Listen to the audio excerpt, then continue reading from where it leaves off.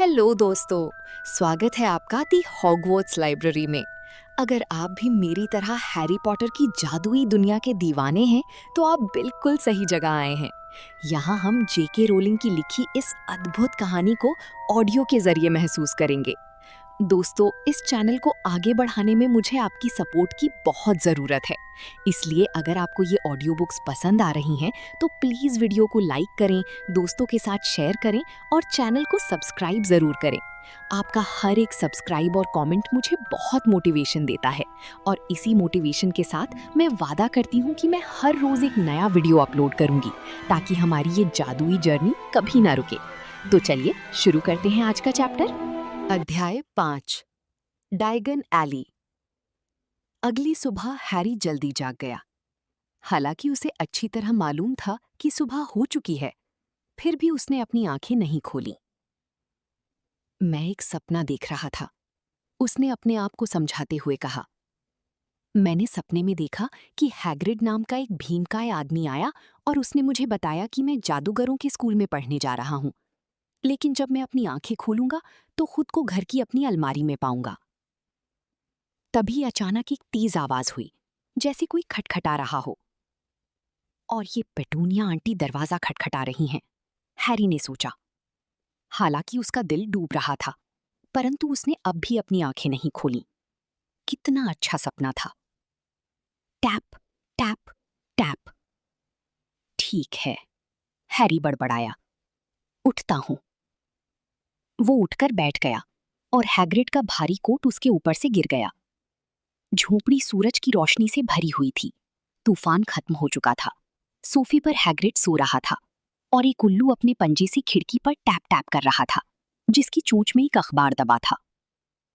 Harry हाथों की बल उठकर खड़ा हुआ। वो इतना खुश था मानो उसके अंदर कोई बड़ा गुब्बारा फूल रहा हो। वो सीधा खिड़की तक गया और उसे झटके से खोल दिया। उल्लू झपट कर अंदर आया और उसने हैग्रिड के ऊपर अखबार गिरा दिया, परंतु हैग्रिड नहीं जागा। उल्लू फर्श पर मंडराने लगा और हैग्रिड के कोट पर हमला करने लगा। ऐसा मत करो। हैरी ने उल्लू को वहां से भगाने की कोशिश की, परंतु उल्लू ने उस पर तेजी से अपनी चोंच मारी और एक बार फिर से कोट पर हमला करने लगा। हैग्रिड, हैरी ने जोर से कहा, एक उल्लू है। उसे पैसे दे दो। हैग्रिड सोफे पर पड़ी पड़ी ही घुरघुराया। क्या? वो अखबार पहुंचाने के बदले में पैसे चाहता है। जेबों में देखो। हैग्रिड की कोट में जैसी जेबों की सिवाय और कुछ था ही नहीं। चाबियों की गुच्छी, घोंघे की गोली, धागे की गिट्टियां, पेपरमिंट कैंडी, टी बैग्स। आखिरकार हैरी ने मुट्ठी भर अजीब दिखने वाली सिक्के बाहर निकाले। उसे 5 नट दे दो, हैग्रिड ने नींद भरी आवाज में कहा। नट? कांसी की छोटी सिक्की। हैरी ने कांसी की 5 छोटी सिक्की गिनी और उल्लू ने अपना पैर बाहर कर दिया, ताकि हैरी उन सिक्कों को एक छोटी सी चमड़ी की थैली में रख सके, जो उसके पैर में बंधी थी। फिर उल्लू खुली खिड़की से बाहर उड़ गया। हैग्रिड तेज आवाज में जम्हाई लेते हुए खड़ा हुआ और अंगड़ाई लेने लगा। बेहतर होगा कि हम जल्दी चल दें हैरी, आज बहुत काम करना है। लंदन जाना है और तुम्हारे स्कूल का सब सामान खरीदना है। हैरी जादूगरों के सिक्कों को उलट पलट रहा था और उन्हें ध्यान से देख रहा था। तभी उसके मन में एक ऐसा विचार आया जिसने उसके अंदर के खुशी के गुब्बारे से सारी हवा बाहर निकाल दी। अरे हैग्रिड! क्या? अपने भारी भरकम जूते पहनते हुए हैग्रिड बोला। मेरे पास पैसे तो हैं ही नहीं, और आपने वर्नॉन अंकल की बात तो रात को ही सुन ली थी। वे मुझे हॉगवर्ट्स जाने और जादू सीखने के लिए 1 पैसा भी नहीं देंगे। उसकी चिंता मत करो, हैग्रिड ने खड़े होकर अपना सिर खुजलाते हुए कहा। तुमने कैसे सोच लिया कि तुम्हारे मम्मी डैडी तुम्हारे लिए कुछ भी नहीं छोड़ गए होंगे? परंतु उनका घर तो तबाह हो गया था। वे अपना सोना घर में नहीं रखते थे बेटे। नहीं, हम सबसे पहले ग्रिंगॉट्स चलेंगे, जादूगरों का बैंक। एक कबाब खाओ, ठंडे होने के बावजूद ये उतने बुरे नहीं हैं। और हम तुम्हारी बर्थडे केक के टुकड़े के लिए भी मना नहीं करेंगे। जादूगरों की भी बैंक होते हैं? सिर्फ एक ही है, ग्रिंगॉट्स। इसी पिशाच गॉब्लिन्स चलाते हैं। हैरी जिस कबाब के टुकड़े को पकड़ी था, वो उसके हाथ से छूट गया। पिशाच? हाँ, और हम तुम्हें बता देते हैं कि इसे लूटने की कोशिश करने वाला कोई पागल ही होगा। कभी भी पिशाचों से पंगा मत लेना हैरी। किसी चीज को सुरक्षित रखने के लिए ग्रिंगॉट्स दुनिया में सबसे सुरक्षित जगह है, शायद हॉगवर्ट्स को छोड़कर। सच तो ये है कि हमें ग्रिंगॉट्स वैसे भी आना था, डंबलडोर के काम से। हॉगवर्ट्स का काम है। हैग्रिड ने अपनी सीने को गर्व से फुला लिया। वे आमतौर पर अपनी महत्वपूर्ण काम हम ही से करवाते हैं। तुम्हें लाना, ग्रिंगॉट से सामान निकालना। उन्हें मालूम है कि वे हम पर भरोसा कर सकती हैं। सब चीजें ले ली तो फिर चलो। हैरी हैग्रिड के पीछे पीछे चट्टान पर आ गया। अब आसमान बिल्कुल साफ था और समुद्र सूरज की रोशनी में चमक रहा था। वर्नॉन अंकल जो नाव किराए पर लाई थी वो अब भी वहीं थी, हालांकि तूफान के कारण उसके पिंडे में बहुत सा पानी भर गया था। आप यहाँ आई कैसी थी? हैरी ने पूछा, क्योंकि दूसरी नाव कहीं नजर नहीं आ रही थी। उड़कर आई थी, हैग्रिड ने कहा। उड़कर? हाँ, परंतु हम लोग इस नाव में वापस चलेंगे। अब तुम हमें मिल गई हो, इसलिए हमारा जादू करना ठीक नहीं रहेगा। वे नाव में बैठ गए। हैरी अब भी हैग्रिड को घूर रहा था और ये कल्पना करने की कोशिश कर रहा था कि हैग्रिड उड़ते समय कैसा लग रहा होगा। वैसे नाव चलाने में हमें शर्म आ रही है, हैग्रिड ने एक बार फिर हैरी को कनखियों से देखते हुए कहा। क्या हम नाव को थोड़ा थोड़ा सा तेज कर दें ताकि हम जल्दी पहुंच जाएं, बशर्ते तुम इसका जिक्र हॉगवर्ट्स में ना करो। बिल्कुल नहीं करूंगा, हैरी ने कहा, जो जादू के कमाल देखने के लिए उत्सुक था। हैग्रिड ने अपनी गुलाबी छतरी बाहर निकाली, उसे नाव के किनारे पर 2 बार ठोका और नाव तेजी से किनारे की तरफ चल पड़ी। ग्रिंगॉट्स को लूटने की कोशिश करना पागलपन क्यों है? हैरी ने पूछा। मंत्र हैं, टोटके हैं, हैग्रिड ने कहा, और ये बोलते समय उसने अपना अखबार खोल लिया। लोग कहते हैं कि भारी सुरक्षा वाली तिजोरियों की रक्षा के लिए वहां पर ड्रैगन भी हैं, और फिर वहां रास्ता ढूंढना भी नामुमकिन है। ग्रिंगॉट्स लंदन के मीलों नीचे है, मेट्रो ट्रेन से भी बहुत नीचे। अगर तुम वहां को चुरा भी लो तो भूख के मारे मर जाओगे, इससे पहले कि बाहर निकलने का रास्ता ढूंढ पाओ। नहीं, हम इन झंझटों से दूर ही भले हैं। इसी पल नाव बंदरगाह की दीवार से धीरे से टकराई। हैग्रिड ने अखबार मोड़ा और वे पत्थर की सीढ़ियों से चढ़कर सड़क पर पहुंच गए। जब वे छोटे से कस्बे से होते हुए स्टेशन की तरफ बढ़ी तो आसपास से गुजरने वाले लोग उन्हें बुरी तरह से घूर रहे थे। हैरी उन्हें दोष नहीं दे सकता था। न सिर्फ हैग्रिड औरों से दुगना लंबा था, बल्कि वो पार्किंग मीटर जैसी साधारण चीजों को देख देखकर उनकी तरफ इशारा कर रहा था और जोर से चिल्ला रहा था। देखो हैरी, देखो, इन मगलुओं के दिमाग में भी कहां-कहां के विचार आ जाते हैं। हैग्रिड, हैरी ने हाँफते हुए कहा, क्योंकि हैग्रिड के साथ चलने के लिए उसे भागना पड़ रहा था। क्या सचमुच ग्रिंगॉट्स में ड्रैगन है? हमने सुना है, हैग्रिड बोला। सच कहें तो हम भी ड्रैगन पालना चाहते हैं। आप ड्रैगन पालना चाहते हैं? जब हम बच्चे थे तभी से हमारे मन में ये इच्छा है। लो, हम आ गए। वे लोग स्टेशन पहुंच गए थे। 5 मिनट बाद एक ट्रेन लंदन जाने वाली थी। हैग्रिड को मगलुओं के पैसे की समझ नहीं थी, इसलिए उसने हैरी को नोट दे दिए ताकि वो उनके लिए टिकट खरीद ले। ट्रेन में लोग उनकी तरफ और भी ज्यादा घूर रहे थे। हैग्रिड 2 सीटों पर बैठा था और पीले गोल तंबू जैसी कोई चीज बुन रहा था। तुम्हारे पास तुम्हारी चिट्ठी है ना हैरी? उसने फंदे गिनते हुए पूछा। हैरी ने लिफाफे को अपनी जेब से बाहर निकाला। ठीक है, हैग्रिड ने कहा, इसमें वो सारा सामान लिखा है जिसकी तुम्हें जरूरत है। हैरी ने कागज की दूसरी टुकड़ी को खोलकर देखा, जिसे उसने पिछली रात को नहीं पढ़ा था। इसमें लिखा था, हॉगवर्ट्स जादूगरी और तंत्र का विद्यालय, यूनिफॉर्म। फर्स्ट ईयर के बच्चों को इन चीजों की जरूरत होगी। 3 जोड़ी काम करने के सादे नुशाल, काले।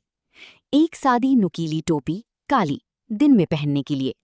1 जोड़ी सुरक्षा दस्ताने, ड्रैगन के चमड़े के या इससे मिलते जुलते। 1 चोगा जाड़े में पहनने के लिए, काला सफेद डोरी वाला। कृपया ध्यान रखें कि सभी विद्यार्थियों के कपड़ों पर उनके नाम की टैग लगी होनी चाहिए। कोर्स की किताबें, सभी विद्यार्थियों को नीचे लिखी किताबों की एक प्रति लानी होगी। मंत्रों की शुरुआती किताब भाग 1, मिरांडा गोशॉक। जादू का इतिहास, बाथिल्डा बैकशॉट। जादुई सिद्धांत, एडल्बर्ट वॉफलिंग। रूप परिवर्तन की शुरुआती किताब, एमरिक स्विच। 1000 जड़ी बूटियां और फफूंदियां, फिलीडा स्पोर। जादुई काढ़े और औषधियां, आर्सेनियस जिगर। विचित्र जानवर और उन्हें कहाँ ढूंढा जाए, म्यूट्स कमांडर। गुप्त कलाओं से रक्षा, क्वेंटिन ट्रिम्बल। अन्य सामग्री, 1 जादुई छड़ी, 1 कढ़ाई, जस्ते की स्टैंडर्ड साइज 2, एक जोड़ी कांच या स्फटिक की शीशियां, एक दूरबीन, एक जोड़ी पीतल के तराजू। विद्यार्थी चाहे तो उल्लू या बिल्ली या मेंढक लाने की इजाजत है। अभिभावकों को ध्यान दिला दी कि फर्स्ट ईयर के छात्रों को अपनी झाड़ू रखने की इजाजत नहीं है। क्या ये सब हमें लंदन में मिल जाएगा? हैरी ने हैरान होकर जोर से पूछा। हाँ, पर आपको सही जगह मालूम होनी चाहिए, हैग्रिड ने कहा। हैरी पहले कभी लंदन नहीं आया था। हालांकि हैग्रिड को मालूम था कि उसे कहाँ जाना है, परंतु जाहिर था उसे आम तरीके से जाने की आदत नहीं थी।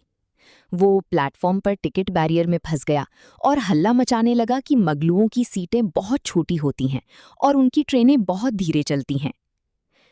हम नहीं जानते कि जादू के बिना मगलुओं का काम कैसे चलता है, ये उसने तब कहा जब वे टूटी फूटी ऑटोमेटिक सीढ़ी पर चढ़े, जो उन्हें एक भीड़ भरी सड़क पर ले गई, जिसकी दोनों तरफ दुकानें बनी थीं। हैग्रिड इतना लंबा चौड़ा था कि उसे देखते ही भीड़ छंट जाती थी। हैरी को बस इतना करना था कि वो उसके ठीक पीछे चले। वे किताबों की दुकानों, म्यूजिक स्टोर्स, हैमबर्गर बार और सिनेमाघर के पास से गुजरे, परंतु एक भी दुकान ऐसी नहीं दिख रही थी जिसे देखकर लगे कि वहां जादुई छड़ी मिल सकती है। ये सामान्य लोगों से भरी एक सामान्य सड़क थी। क्या सचमुच जादूगरों का ढेर सारा सोना इसके नीचे मीलों गहराई में दबा हुआ था?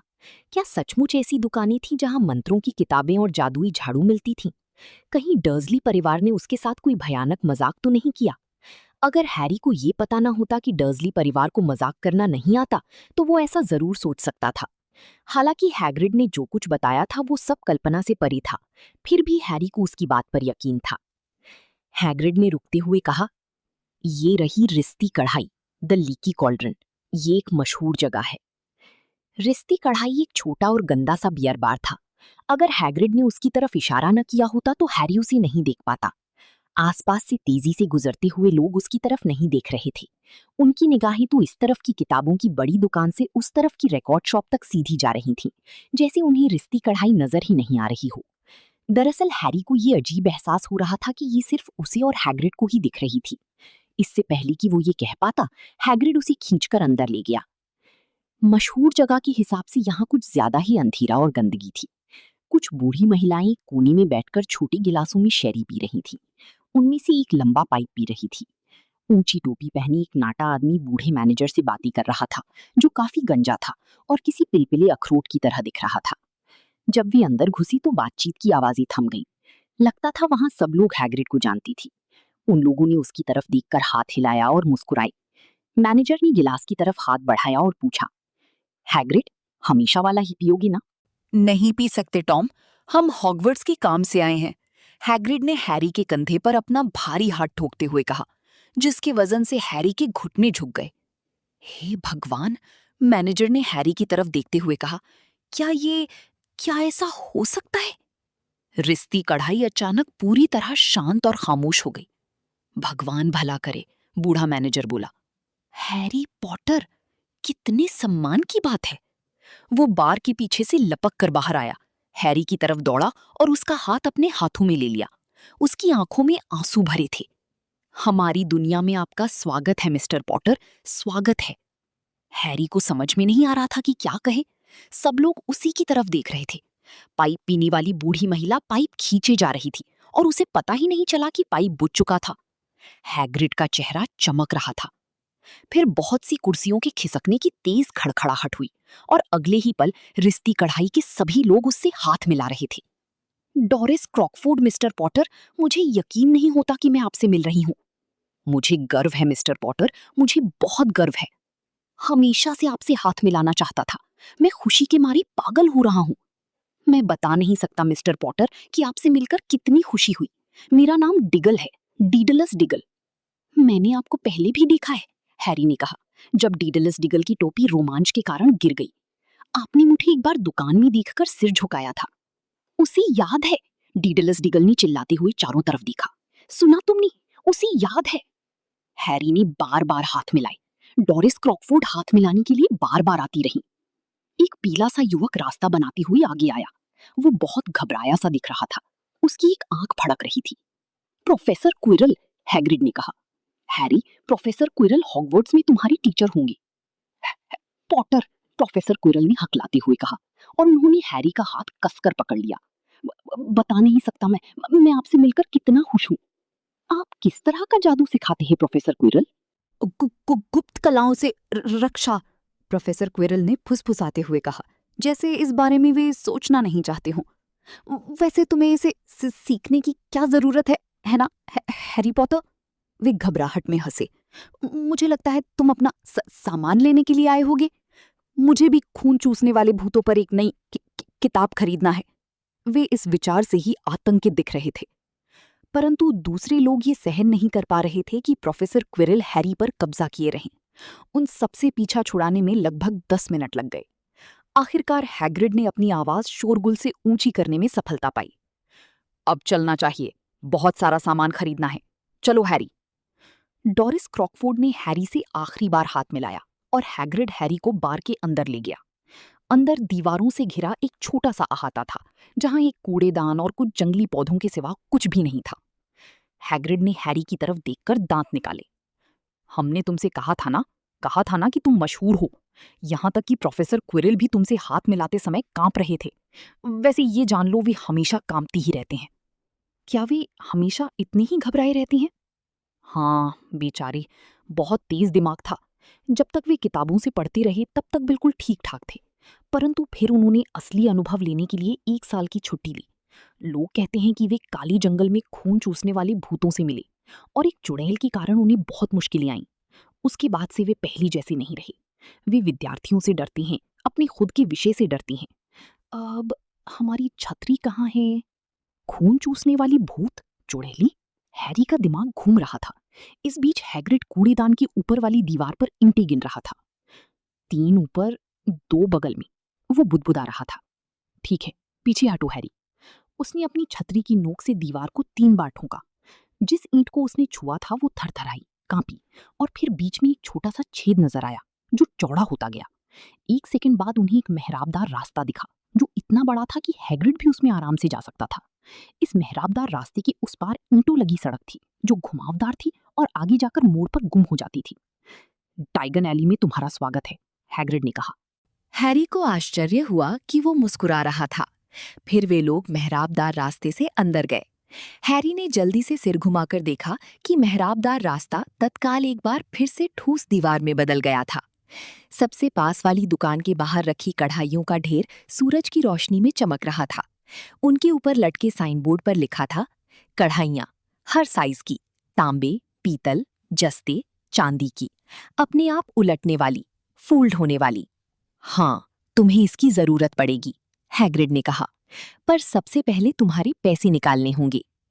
हैरी सोच रहा था काश उसकी 8 आंखें और होतीं। सड़क पर चलते समय वो हर दिशा में अपना सिर घुमा रहा था और एक साथ सब चीजों को देखने की कोशिश कर रहा था।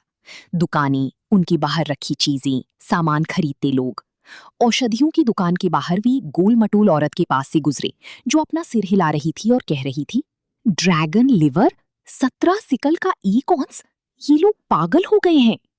एक अंधेरी दुकान से उल्लुओं की बोलने की धीमी धीमी आवाजें आ रही थीं, जिसके साइन बोर्ड पर लिखा था, आइलॉप्स उल्लू एम्पोरियम, पिंगल, घुग्घू, करेल, भूरे और सफेद उल्लू। हैरी की उम्र के कई बच्चे खिड़की पर अपनी नाक गड़ाए खड़े थे, जिसके अंदर जादुई झाड़ू रखी थी। देखो, हैरी ने एक को कहते सुना, नई निम्बस 2000, सबसे तेज। वहां पर ऐसी दुकानें थीं जहां नशाल और दूरबीनें बिक रही थीं और चांदी के अजीब से यंत्र भी, जिन्हें हैरी ने पहले कभी नहीं देखा था। खिड़कियों में चमगादड़ की प्लीहा और ईल मछली की आंखों की जार भरी थी, मंत्रों की किताबों की ढेर थी, जादुई कलमों और स्याही की बोतलें थीं। ग्रिंगॉट्स, हैग्रिड ने कहा। वे एक बर्फ जैसी सफेद इमारत के पास पहुंच गई थी जो दूसरी छोटी दुकानों के बीच में बहुत ऊंची दिखाई दे रही थी। पॉलिश किए हुए पीतल के दरवाजों के पास लाल और सुनहरी वर्दी पहनी एक पिशाच खड़ा था। देखा, हमने कहा था ना, हैग्रिड ने कहा जब वे सफेद सीढ़ियों पर चढ़ रही थी। पिशाच हैरी से करीब 1 फुट छोटा था। उसका चेहरा सांवला और चालाक था, उसकी दाढ़ी नुकीली थी और उसकी उंगलियां और पैर बहुत लंबी थी। जब वे अंदर घुसी तो उसने झुककर उनका अभिवादन किया। अब उनके सामने एक और दरवाजा था जो चांदी का था और उस पर ये शब्द लिखे थे, अंदर आइए अजनबी, परंतु ध्यान रखिए, आप लालच होता है महापाप, क्योंकि वे लोग जो योग्य नहीं होती फिर भी हैं लेते, वे वक्त आने पर उसकी बहुत बड़ी कीमत है देती। इसलिए अगर आप खोज रही हूँ हमारी फर्श की नीचे वो खजाना जो आपका नहीं है, न आगे न पीछे, तो चोर महाशय आपको चेतावनी दी गई है, रहना सावधान। आपको खजाना ही नहीं कुछ और भी मिलेगा, इसका रखना ध्यान। जैसा हमने कहा था, इसे लूटने की कोशिश करना पागलपन होगा, हैग्रिड ने कहा। जब वे चांदी के दरवाजे से अंदर जा रहे थे तो पिशाचों की एक जोड़ी ने उन्हें सलाम किया और अब वे संगमरमर के एक बड़े हॉल में थे। 100 से भी अधिक पिशाच एक लंबे काउंटर के पीछे ऊंचे स्टूलों पर बैठकर मोटे मोटे लेजरों में लिख रहे थे, पीतल की तराजुओं में सिक्के तौल रहे थे, आंखों पर लेंस लगाकर कीमती रत्नों की जांच कर रहे थे। हॉल से बाहर जाने वाले दरवाजे इतने सारे थे कि उन्हें गिना नहीं जा सकता था। बहुत से पिशाच वहां पर खड़े थे और दरवाजों से आने जाने में लोगों की मदद कर रहे थे। हैग्रिड और हैरी काउंटर की तरफ बढ़े। गुड मॉर्निंग, हैग्रिड ने खाली बैठे पिशाच से कहा। हम लोग मिस्टर हैरी पॉटर की तिजोरी से पैसे निकालना चाहते हैं। आपके पास उनकी चाबी है सर? यहीं कहीं पर होगी, हैग्रिड ने कहा, और फिर वो अपनी जेब का सामान काउंटर पर खाली करने लगा। ऐसा करते समय कुत्ते के फफूंद लगे कुछ बिस्कुट पिशाच के रजिस्टर पर गिर गए। पिशाच ने अपनी नाक से कोड़ी। हैरी ने देखा कि उनकी दाईं तरफ बैठा पिशाच माणिकों का ढेर तौल रहा था, जो दहकते हुए अंगारों जितने बड़े थे। मिल गई, हैग्रिड ने कहा। उसके हाथ में एक छोटी सुनहरी चाबी थी। पिशाच ने इसे करीब ले जाकर ध्यान से देखा। ये ठीक दिख रही है, और हम प्रोफेसर डंबलडोर की चिट्ठी भी लाई हैं, हैग्रिड ने अपने आप को महत्वपूर्ण दिखाते हुए और अपना सीना बाहर निकालते हुए कहा। ये उसके बारे में है जिसे आप जानती हैं, तिजोरी नंबर 713। पिशाच ने उस पत्र को बहुत ध्यान से पढ़ा। बहुत अच्छा, उसने हैग्रिड को पत्र वापस करते हुए कहा। मैं आपके साथ किसी को भेज देता हूं जो आपको इन दोनों तिजोरियों तक ले जाएगा। ग्रिपहुक।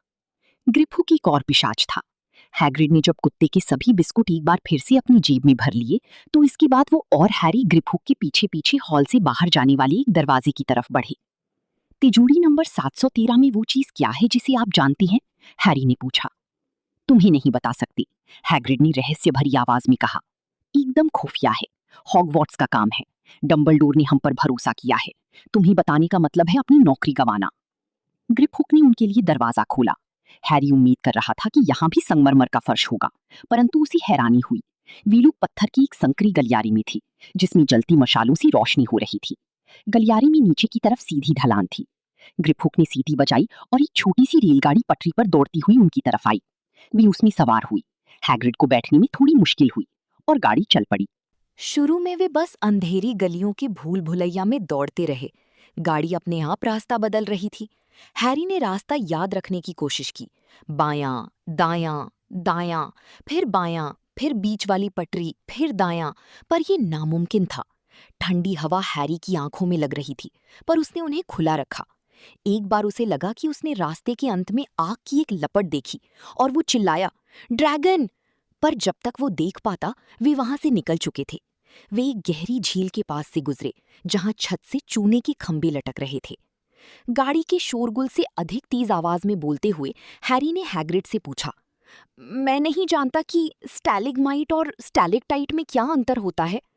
स्टैलिग्माइट में एम होता है, हैग्रिड ने कहा, और हमसे इस समय कोई सवाल मत पूछो। हमें लगता है हमारी तबीयत खराब हो रही है। हैग्रिड का चेहरा फक पड़ गया था, और जब गाड़ी आखिरकार गलियारे की दीवार में एक छोटे से दरवाजे के पास रुकी तो हैग्रिड नीचे उतरा। उसके घुटने इतने कांप रहे थे कि उसे दीवार का सहारा लेना पड़ा। ग्रिपहुक ने दरवाजे का ताला खोला। अंदर से काफी सारा हरा धुआं तैरता हुआ निकला, और जब वो साफ हुआ तो हैरी का मुंह खुला रह गया। अंदर सोने के सिक्कों का ढेर था, चांदी का अंबार लगा था, छोटे कांसे की नट तो अनगिनत थे।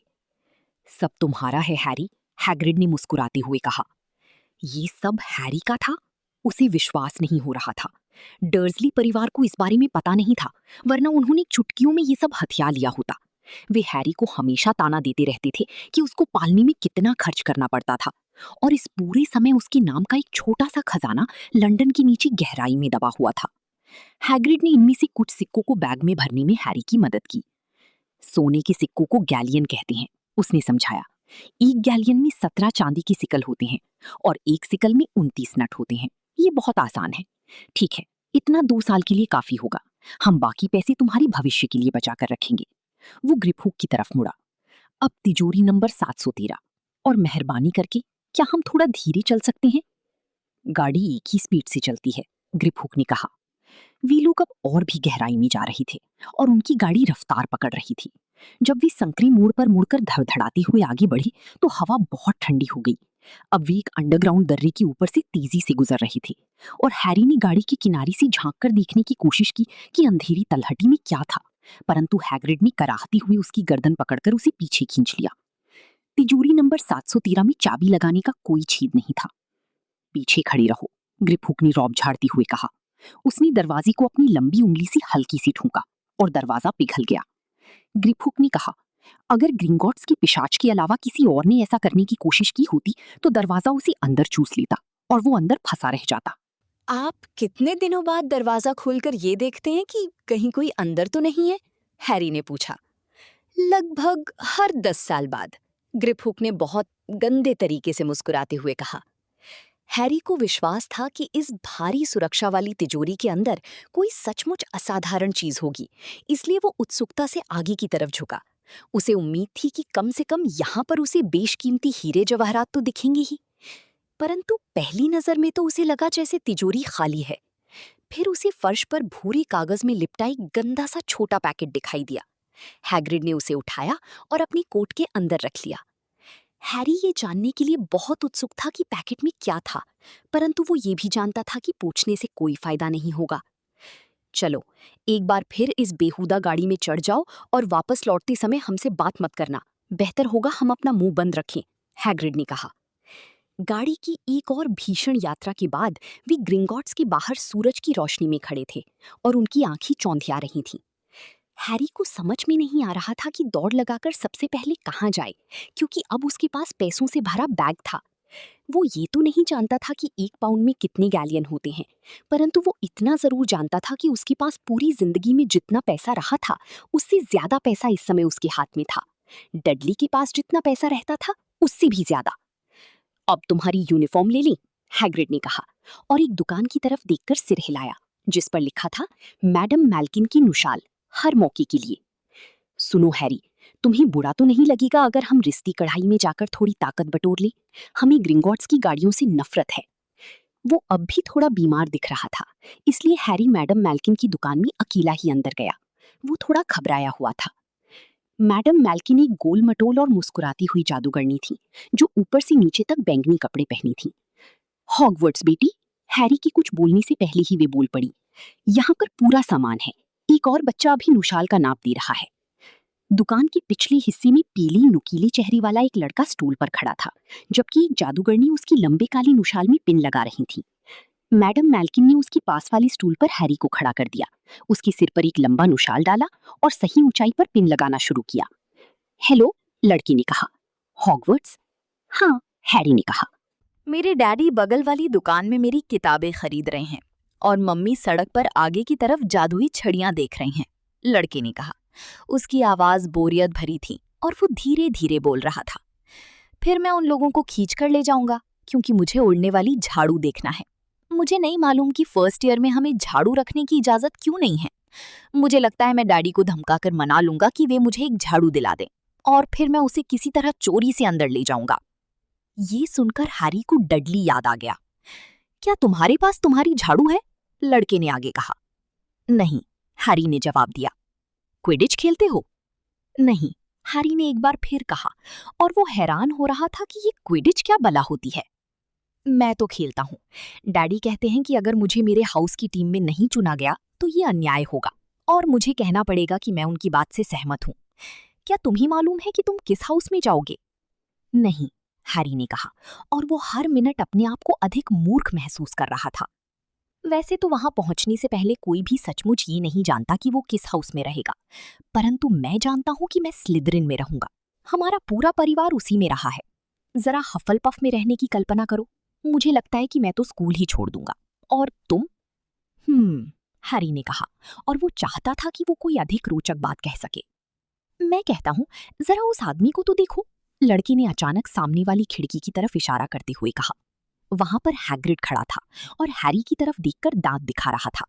उसने 2 बड़ी आइसक्रीमों की तरफ इशारा किया ताकि हैरी समझ सके कि वो अंदर क्यों नहीं आ सकता था। वो हैग्रिड है, हैरी ने कहा। उसे खुशी थी कि उसे कोई तो ऐसी बात मालूम थी जो उस लड़की को नहीं मालूम थी। वो हॉगवर्ट्स में काम करता है। अच्छा, लड़की ने कहा। मैंने उसके बारे में सुना है। वो एक तरह से नौकर है ना? वो चाबियों का रखवाला है, हैरी ने कहा। गुजरने वाले हर पल के साथ हैरी उस लड़की को कम पसंद करता जा रहा था। हाँ, वही तो। मैंने सुना है कि वो थोड़ा जंगली किस्म का है। स्कूल के मैदान में एक झोपड़ी में रहता है और हर कुछ दिनों में शराब पी लेता है, जादू करने की कोशिश करता है और अंत में अपनी ही बिस्तर में आग लगा लेता है। मुझे लगता है कि वो बहुत होशियार है, हैरी ने ठंडेपन से कहा। क्या सचमुच? लड़की ने हल्की व्यंग्य से कहा। वो तुम्हारे साथ क्यों है? तुम्हारी मम्मी डैडी कहाँ हैं? वे मर चुके हैं, हैरी ने छोटा सा जवाब दिया। वो इस लड़की के साथ इस बारे में ज्यादा बातें करने की मूड में नहीं था। ओह, सॉरी, लड़की ने कहा, परंतु उसकी आवाज से नहीं लग रहा था जैसे उसे जरा भी अफसोस हुआ हो।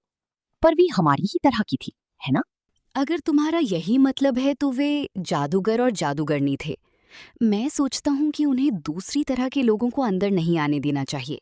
तुम्हें क्या लगता है? वे लोग हमारी तरह के नहीं होते। उन लोगों को इस तरह से नहीं पाला जाता कि उन्हें हमारे तौर तरीकों की जानकारी रहे। जरा सोचो तो सही, उनमें से कुछ तो हॉगवर्ट्स का नाम ही पहली बार तब सुनते हैं जब उन्हें चिट्ठी मिलती है। मुझे लगता है कि उन्हें जादू को पुरानी जादूगर परिवारों तक ही सीमित रखना चाहिए। वैसे तुम्हारा सरनेम क्या है? परंतु इससे पहले कि हैरी जवाब दे पाता, मैडम मैल्किन बोल पड़ी। अब आपका काम हो गया बेटे। हैरी उस बच्चे से बात करना बंद करना चाहता था और किसी बहाने का इंतजार कर रहा था, इसलिए वो तत्काल स्टूल से कूद गया। अच्छा, मुझे लगता है हम हॉगवर्ट्स में मिलेंगे, धीरे बोलने वाले लड़के ने कहा। जब हैरी ने आइसक्रीम खाई, मेवे के टुकड़े वाली चॉकलेट और रास्पबेरी की आइसक्रीम जो हैग्रिड उसके लिए खरीद कर लाया था, तो वो थोड़ा चुप था। क्या हुआ? हैग्रिड ने पूछा। कुछ नहीं, हैरी ने झूठ बोल दिया। वे लोग चमड़े के कागज और कलम खरीदने के लिए रुके। हैरी तब थोड़ा खुश हुआ जब उसे ऐसी स्याही की बोतल मिली जो लिखते समय रंग बदल लेती थी। जब वे लोग दुकान से बाहर निकले तो उसने पूछा, हैग्रिड, क्विडिच क्या होता है? हे भगवान हैरी, हम भूल जाते हैं कि तुम कितना कम जानती हो। तुम्हें क्विडिच के बारे में भी नहीं पता। मुझे ज्यादा नीचा मत दिखाओ, हैरी ने कहा। उसने हैग्रिड को मैडम मैल्किन की दुकान पर मिली पीली लड़की के बारे में बताया और वो कह रहा था कि मगलू परिवारों से आई लोगों को जादू सीखने ही नहीं देना चाहिए। तुम मगलू परिवार से नहीं आए हो। अगर उसे पता होता कि तुम कौन हो, अगर उसके माता पिता जादूगर हैं, तो वो तुम्हारा नाम सुनती सुनती बड़ा हुआ होगा। तुमने रिश्ती कढ़ाई में देख ही लिया है। बहरहाल, वो इस बारे में जानता ही क्या है। हमने जितनी भी अच्छी जादूगर देखी हैं, उनमें से कुछ तो ऐसी परिवारों से आई थी जो कई पीढ़ियों से मगलू थी। अपनी माँ को ही देख लो, तुमने देखा ही है कि उनकी बहन कैसी है। तो क्विडिच क्या है? ये हमारा खेल है, जादूगरों का खेल। ये मगलू दुनिया की फुटबॉल की तरह है। क्विडिच में हर जादूगर की रुचि होती है। इसी हवा में जादुई झाड़ुओं के साथ खेला जाता है और इसमें 4 गेंदें होती हैं। इसके नियमों को समझाना जरा मुश्किल है। और स्लिदरिन तथा हफलपफ क्या है? अगर तुम्हारा यही मतलब है तो वे जादूगर और जादूगरनी थे। मैं सोचता हूँ कि उन्हें दूसरी तरह के लोगों को अंदर नहीं आने देना चाहिए। तुम्हें क्या लगता है? वे लोग हमारी तरह के नहीं होते। उन लोगों को इस तरह से नहीं पाला जाता कि उन्हें हमारे तौर तरीकों की जानकारी रहे। जरा सोचो तो सही, उनमें से कुछ तो हॉगवर्ट्स का नाम ही पहली बार तब सुनते हैं जब उन्हें चिट्ठी मिलती है। मुझे लगता है कि उन्हें जादू को पुरानी जादूगर परिवारों तक ही सीमित रखना चाहिए। वैसे तुम्हारा सरनेम क्या है? परंतु इससे पहले कि हैरी जवाब दे पाता, मैडम मैल्किन बोल पड़ी। अब आपका काम हो गया बेटे। हैरी उस बच्चे से बात करना बंद करना चाहता था और किसी बहाने का इंतजार कर रहा था, इसलिए वो तत्काल स्टूल से कूद गया। अच्छा, मुझे लगता है हम हॉगवर्ट्स में मिलेंगे, धीरे बोलने वाले लड़के ने कहा। जब हैरी ने आइसक्रीम खाई, मेवे के टुकड़े वाली चॉकलेट और रास्पबेरी की आइसक्रीम जो हैग्रिड उसके लिए खरीद कर लाया था, तो वो थोड़ा चुप था। क्या हुआ? हैग्रिड ने पूछा। कुछ नहीं, हैरी ने झूठ बोल दिया। वे लोग चमड़े के कागज और कलम खरीदने के लिए रुके। हैरी तब थोड़ा खुश हुआ जब उसे ऐसी स्याही की बोतल मिली जो लिखते समय रंग बदल लेती थी। जब वे लोग दुकान से बाहर निकले तो उसने पूछा, हैग्रिड, क्विडिच क्या होता है? हे भगवान हैरी, हम भूल जाते हैं कि तुम कितना कम जानती हो। तुम्हें क्विडिच के बारे में भी नहीं पता। मुझे ज्यादा नीचा मत दिखाओ, हैरी ने कहा। उसने हैग्रिड को मैडम मैल्किन की दुकान पर मिली पीली लड़की के बारे में बताया और वो कह रहा था कि मगलू परिवारों से आई लोगों को जादू सीखने ही नहीं देना चाहिए। तुम मगलू परिवार से नहीं आए हो। अगर उसे पता होता कि तुम कौन हो, अगर उसके माता पिता जादूगर हैं, तो वो तुम्हारा नाम सुनती सुनती बड़ा हुआ होगा। तुमने रिश्ती कढ़ाई में देख ही लिया है। बहरहाल वो इस बारे में जानता ही क्या है। हमने जितनी भी अच्छी जादूगर देखी हैं, उनमें से कुछ तो ऐसी परिवारों से आई थी जो कई पीढ़ियों से मगलू थी। अपनी माँ को ही देख लो, तुमने देखा ही है कि उनकी बहन कैसी है। तो क्विडिच क्या है? ये हमारा खेल है, जादूगरों का खेल। ये मगलू दुनिया की फुटबॉल की तरह है। क्विडिच में हर जादूगर की रुचि होती है। इसे हवा में जादुई झाड़ुओं के साथ खेला जाता है और इसमें 4 गेंदें होती हैं। इसके नियमों को समझाना जरा मुश्किल है। और स्लिदरिन तथा हफलपफ क्या है? स्कूल के हाउस। कुल 4 हाउस या दल हैं। सभी कहते हैं कि हफलपफ में कम बुद्धि वाले बच्चे रहते हैं, परंतु मैं शर्त लगा सकता हूं कि मैं हफलपफ में जाने वाला हूं, हैरी ने उदास होकर कहा। हैग्रिड ने कड़वाहट से कहा, स्लिदरिन में रहने से तो अच्छा है हफलपफ में रहना। बुराई के रास्ते पर जाने वाले सारे जादूगर स्लिदरिन से ही आए हैं। तुम जानते हो कौन भी उनमें से एक था? तुम जानते हो कौन हॉगवर्ट्स में था? बहुत साल पहले, हैग्रिड ने कहा। उन्होंने हैरी की स्कूल की किताबें जिस दुकान से खरीदी, उसका नाम था फ्लोरिश एंड ब्लॉट्स। यहाँ किताबें शेल्फ पर छत तक लगी थीं। कुछ किताबें तो इतनी बड़ी थीं जैसे चट्टानों को चमड़े में बाइंड कर दिया गया हो। कुछ किताबें डाक टिकट के आकार की थीं और उन पर रेशम का कवर था। कुछ किताबों में अजीब से निशान बने हुए थे और कुछ किताबें तो ऐसी थीं जिनमें कुछ भी नहीं था। डडली भी, जो कभी कुछ नहीं पढ़ता था, इनमें से कुछ किताबों को खरीदने के लिए ललच जाता। हैग्रिड हैरी को लगभग खींचकर एक किताब से दूर ले गया जिसका शीर्षक था शाप और उनसे मुकाबला करने वाले शाप। अपने मित्रों को आकर्षित करें और अपने शत्रुओं से नवीनतम तरीकों से बदला लें। बाल उड़ाना, पैर का मुरब्बा बनाना, जीभ बांधना और भी बहुत बहुत कुछ। लेखक प्रोफेसर विंडिक्टस विरिडियन। मैं ये जानने की कोशिश कर रहा था कि डडली को कौन सा शाप दिया जाए। हम ये नहीं कहते कि ये बुरा विचार है, परंतु तुम मगलू दुनिया में जादू का प्रयोग नहीं कर सकते, सिवाय कुछ खास स्थितियों की, हैग्रिड ने कहा। और वैसे भी तुम अभी इनमें से कोई शाप नहीं दे सकते। पढ़ाई करने के बाद ही तुम ऐसा कर सकते हो। हैग्रिड ने हैरी को ठोस सोने की कढ़ाई भी नहीं खरीदने दी। तुम्हारी लिस्ट में लिखा है जस्ती की कढ़ाई, परंतु उन्होंने कढ़ाई में डालने वाला सामान तौलने के लिए एक अच्छा सा तराजू खरीदा और कांसे की एक फोल्डिंग दूरबीन भी। फिर वे औषधियों की दुकान में गई, जो सड़ी अंडों और सड़ी पत्ता गोभी की भयानक बदबू के बावजूद आकर्षित करती थी। फर्श पर लिसलिसे पदार्थों की ढेर लगी थी। जड़ी बूटियों, सूखी हुई जड़ों और चमकदार पाउडरों के मर्तबान दीवार पर लाइन से जमे थे। पंखों की बंडल थी, जहरीले दांतों की झालरें थीं और छत से टंगी उलझी हुई पंजे थी। जब हैग्रिड ने काउंटर पर बैठे आदमी से हैरी के लिए जादुई काढ़े का शुरुआती सामान देने को कहा, तो हैरी ने खुद यूनिकॉर्न की चांदी जैसी सफेद सींग की जांच की, जिसकी कीमत 21 गैलियन थी। उसने बीटल की चमकती काली आंखें भी देखी, जो 5 नट में एक बड़ी चम्मच के हिसाब से मिल रही थीं। औषधियों की दुकान के बाहर हैग्रिड ने हैरी की लिस्ट की एक बार फिर जांच की। अब सिर्फ तुम्हारी छड़ी बची है। और हाँ, हमने अभी तक तुम्हें जन्मदिन का तोहफा भी तो नहीं दिया है। हैरी का चेहरा अचानक लाल हो गया। आपको देने की जरूरत नहीं है। हम जानते हैं कि हमें देने की जरूरत नहीं है। वैसे हम तुम्हें बता दें कि हम तुम्हें तुम्हारा जानवर देना चाहते हैं। मेंढक नहीं, मेंढक बहुत पहले फैशन से बाहर हो चुके हैं। लोग तुम्हारा मजाक उड़ाएंगे। और हमें बिल्लियां पसंद नहीं हैं, उनसे हमें छींकें आती हैं। हम तुम्हें एक उल्लू दिलाएंगे। सभी बच्चे उल्लू चाहते हैं, वे बहुत काम के होते हैं। वे तुम्हारी चिट्ठियां और अखबार लाते हैं। 20 मिनट बाद वे आइलॉप्स उल्लू एम्पोरियम से बाहर निकले। हैरी के हाथ में एक बड़ा पिंजरा था, जिसमें बर्फ की तरह सफेद एक सुंदर उल्लू गहरी नींद में सो रहा था। वो खुशी से भर उठा और उसका गला रुंध गया। कोई बात नहीं, हैग्रिड ने भारी आवाज में कहा। डर्सली परिवार से तुम्हें बहुत अच्छे तोहफों की उम्मीद नहीं रही होगी। अब सिर्फ ओलिवेंडर बचा है, जादुई छड़ियों के लिए इकलौती जगह, और तुम्हें दुनिया की सबसे अच्छी छड़ी वहीं मिलेगी। जादुई छड़ी की दुकान बहुत छोटी और तंग थी।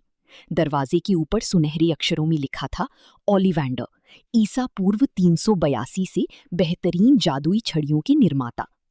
खिड़की में एक मटमैले गद्दे पर एक इकलौती छड़ी रखी थी। जब वे अंदर घुसी तो दुकान के अंदर कहीं गहराई में एक घंटी बजी। ये जगह बहुत शांत थी। हैरी को ऐसा लगा जैसे वो किसी बहुत पुरानी लाइब्रेरी में आ गया हो। वहां हजारों की संख्या में संकरे डिब्बे छत तक ठसाठस भरी थी। गुड आफ्टरनून, एक नरम आवाज ने कहा। हैरी उछल पड़ा। हैग्रिड भी चौंक गया क्योंकि एक चरमराहट की आवाज हुई और वो भारी सोफे से नीचे गिर गया।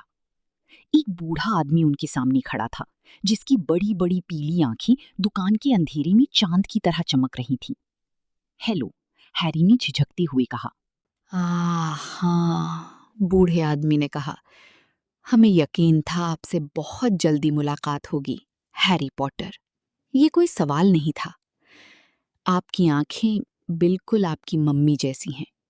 अभी कल की ही बात लगती है जब उन्होंने यहाँ से अपनी पहली छड़ी खरीदी थी।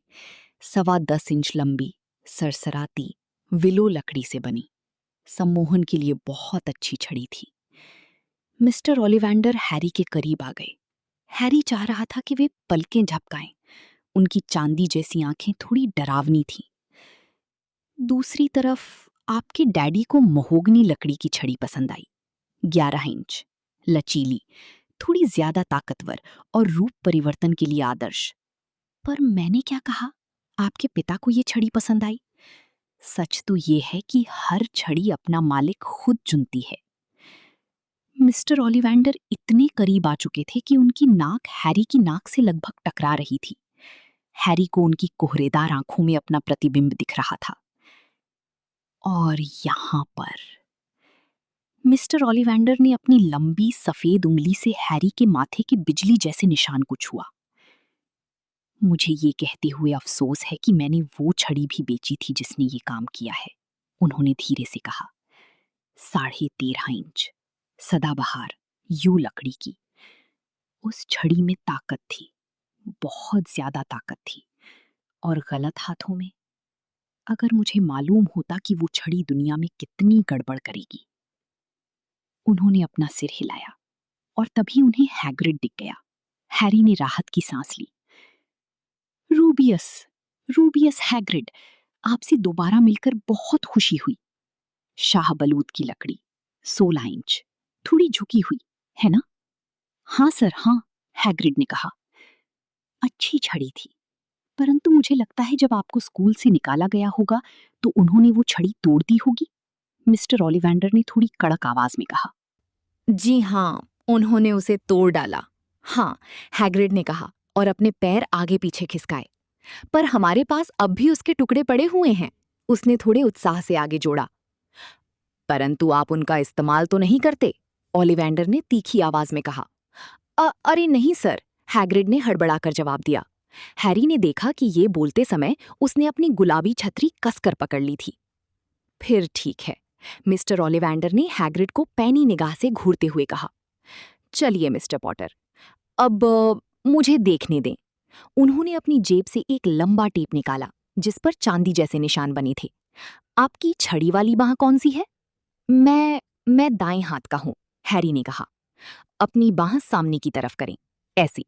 उन्होंने हैरी का नाप लिया, कंधे से उंगली तक, फिर कलाई से कोहनी तक, कंधे से फर्श तक, घुटने से कांख तक और सिर की चारों तरफ।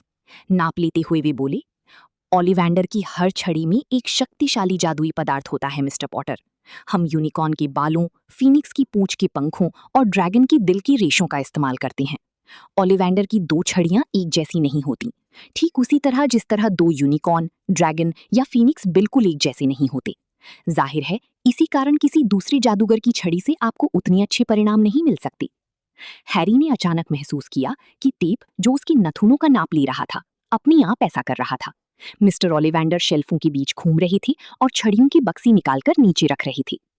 बस काफी है, उन्होंने कहा, और टेप फर्श पर गुड़मुड़ी होकर गिर गया। तो मिस्टर पॉटर, इसे आजमा कर देखें। बीचवुड और ड्रैगन की दिल का रेशा, 9 इंच, सुंदर और लचीली। बस इसी हाथ में पकड़ें और हवा में घुमाएं। हैरी ने छड़ी ली और थोड़ा मूर्ख अनुभव करते हुए उसने इसे जरा सा ही लहराया था कि तभी मिस्टर ओलिवेंडर ने तत्काल उसके हाथ से छड़ी छीन ली। मैपल की लकड़ी और फीनिक्स का पंख, 7 इंच, बहुत लचीली। इसे घुमाकर देखी। हैरी ने कोशिश की, परंतु उसने छड़ी उठाई ही थी कि तभी मिस्टर ओलिवेंडर ने उसके हाथ से वो छड़ी भी छीन ली। नहीं नहीं, अब इसे देखिए, आबनूस की लकड़ी और यूनिकॉर्न का बाल, 8.5 इंच, लचकदार। चलिए चलिए, अब घुमाइए इसे। हैरी ने छड़ी घुमाई और वो एक के बाद एक छड़ियां घुमाता रहा। उसे जरा भी पता नहीं था कि मिस्टर ओलिवेंडर किस चीज का इंतजार कर रही थी। टूटी टांग वाली कुर्सी पर उन छड़ियों का ढेर ऊंचा होता जा रहा था, जिन्हें वो घुमाकर देख चुका था। परंतु मिस्टर ओलिवेंडर शेल्फ से जितनी ज्यादा छड़ियां निकाल रही थी, वो उतनी ही ज्यादा खुश होती जा रही थी। मुश्किल ग्राहक, ऐसा क्या? कोई बात नहीं, हमें यहीं कहीं आदर्श तालमेल मिल ही जाएगा। मुझे लगता है शायद ये। हाँ, क्यों नहीं? असामान्य तालमेल। होली की लकड़ी और फीनिक्स का पंख, 11 इंच, सुंदर और लचीली। हैरी ने छड़ी हाथ में ली। उसे पकड़ते ही हैरी को लगा जैसे उसकी उंगलियां गर्म हो गई थीं। उसने छड़ी को अपने सिर के ऊपर उठाया और धूल भरी हवा में नीचे की तरफ झटके से लाया। छड़ी के सिरे से किसी आतिशबाजी की तरह लाल और सुनहरी चिंगारियां निकली और दीवारों पर रोशनी नाचती दिखाई दी। शाबाश! हाँ, सचमुच बहुत बढ़िया। पर पर अजीब बात है, बड़ी अजीब बात है।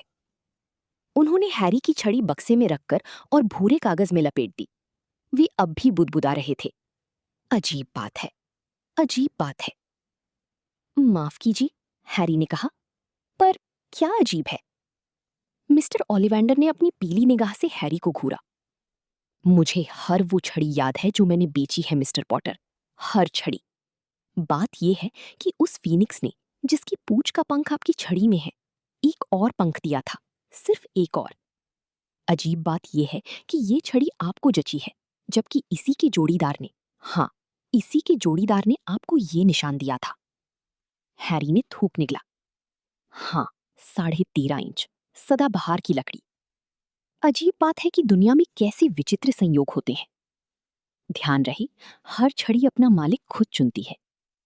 मुझे लगता है कि आगे चलकर आप जरूर महान काम करेंगे मिस्टर पॉटर, क्योंकि उसने भी, जिसका हम नाम नहीं ले सकते, बहुत बड़े काम किए थे। भयानक, हाँ, पर बड़ी। हैरी कांप गया। वो यकीन से कह सकता था कि उसे मिस्टर ओलिवेंडर कोई खास पसंद नहीं आए थे। उसने सोने की 7 गैलियन देकर छड़ी की कीमत चुकाई और दुकान से बाहर निकलते समय मिस्टर ओलिवेंडर ने झुककर उनका अभिवादन किया। जब हैरी और हैग्रिड डायगन एली से वापस लौट रही थी, तो शाम का सूरज आसमान में नीचे की तरफ आ चुका था। वे लोग दीवार और खाली हो चुकी रिश्ती कढ़ाई से होते हुए बाहर आए। जब वे सड़क पर चल रही थी, तो हैरी कुछ नहीं बोला। उसने ये भी नहीं देखा कि अंडरग्राउंड में बहुत से लोग आश्चर्य से उनकी तरफ देख रहे थे, क्योंकि उनके पास अजीब से आकार की बहुत सी पैकेट थी और हैरी की गोद में सफेद उल्लू सो रही थी। ऑटोमेटिक सीढ़ी पर चढ़कर वे लोग पैडिंगटन स्टेशन पहुंच गए। जब हैग्रिड ने उसके कंधे को थपथपाया, तब जाकर हैरी को ये एहसास हुआ कि वे कहाँ थी। तुम्हारी ट्रेन छूटने से पहले इतना समय है कि थोड़ा सा कुछ खा लिया जाए, उसने कहा। वो हैरी के लिए एक हैमबर्गर खरीद लाया और वे प्लास्टिक की कुर्सियों पर बैठकर खाने लगे। हैरी ने चारों तरफ देखा। न जाने क्यों सब कुछ अजीब लग रहा था। तुम ठीक तो हो हैरी? तुम बहुत चुप हो, हैग्रिड ने कहा। हैरी को विश्वास नहीं था कि वो शब्दों में समझा सकता था। उसने अपने जीवन का सबसे अच्छा बर्थडे मनाया था और इसके बाद भी वो अपना हैमबर्गर कुतर रहा था और शब्द ढूंढ रहा था। हर कोई सोचता है कि मैं खास हूं, हैरी ने अंत में कहा। रिश्ती कड़ाही में बैठे सभी लोग, प्रोफेसर क्विरल, मिस्टर ओलिवेंडर, परंतु मैं जादू के बारे में कुछ भी नहीं जानता। वे मुझसे महान काम करने की उम्मीद कैसे कर सकते हैं? मैं मशहूर हूं, जबकि मुझे तो ये भी याद नहीं है कि मैं किस लिए मशहूर हूं। मैं नहीं जानता कि क्या हुआ था जब माफ कीजिए, मेरा मतलब है उस रात को क्या हुआ था जब मेरे मम्मी डैडी की मौत हुई थी। हैग्रिड टेबल पर आगे झुका। जंगली दाढ़ी और भौहों के पीछे छिपे उसके चेहरे पर बहुत ही दयालुता भरी मुस्कान थी। चिंता मत करो हैरी, तुम बहुत जल्दी सीख जाओगे। हॉगवर्ट्स में हर कोई शुरू से ही शुरू करता है। तुम बिल्कुल ठीक ठाक रहोगे। बस जैसे हो वैसे ही बने रहो। हम जानते हैं ये आसान नहीं है। किस्मत ने तुम्हें बाकी लोगों से अलग कर दिया है और ये हमेशा मुश्किल होता है। पर हॉगवर्ट्स में तुम्हें बहुत मजा आएगा। हमें तो आया था और सच कहीं तो आज भी आता है। हैग्रिड ने हैरी को ट्रेन में बिठाने में मदद की, जो उसे वापस डर्सली परिवार के पास ले जा रही थी, और फिर हैग्रिड ने उसे एक लिफाफा दिया। हॉगवॉट्स का तुम्हारा टिकट, उसने कहा। 1 सितंबर, किंग्स क्रॉस स्टेशन। तुम्हारे टिकट पर सब लिखा है। डर्सली परिवार से किसी भी तरह की परेशानी हो तो अपनी उल्लू के साथ हमें चिट्ठी भेज देना, वो हमें ढूंढ लेगी। जल्दी ही मिलेंगे हैरी। ट्रेन स्टेशन से चल पड़ी। हैरी हैग्रिड को तब तक देखना चाहता था जब तक वो नजरों से ओझल न हो जाए। वो अपनी कुर्सी से उठा और खिड़की पर अपनी नाक कड़ाकर बाहर देखने लगा, परंतु जैसे ही उसने पलकें झपकाईं, हैग्रिड गायब हो चुका था।